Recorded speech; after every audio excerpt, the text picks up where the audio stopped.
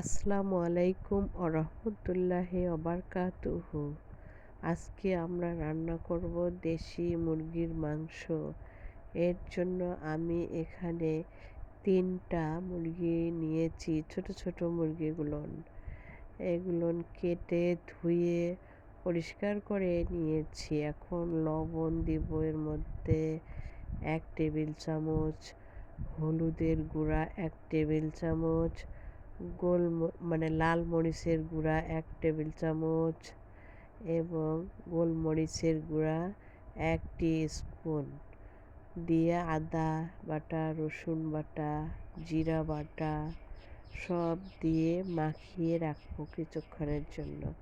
তারপর কড়াইয়ে পেঁয়াজ, তারপর গরম মশলা ভেজে নেব লাল লাল করে। নেওয়ার পরে ম্যারিনেশন করা মাংসগুলো এখানে দিয়ে দেব, দিয়ে কষাবো।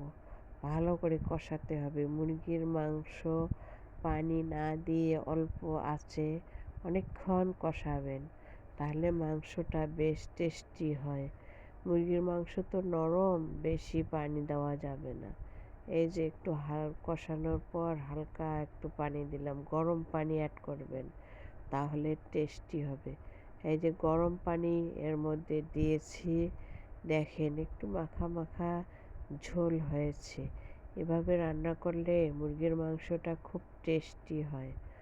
আর একদম ঝোল করলে অত ভালো লাগে না।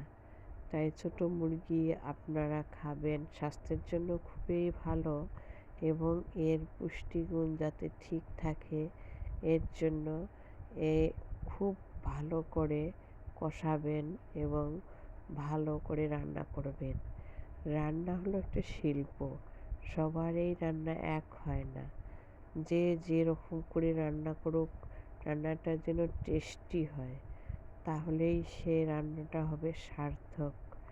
সবার জন্য শুভকামনা রইল।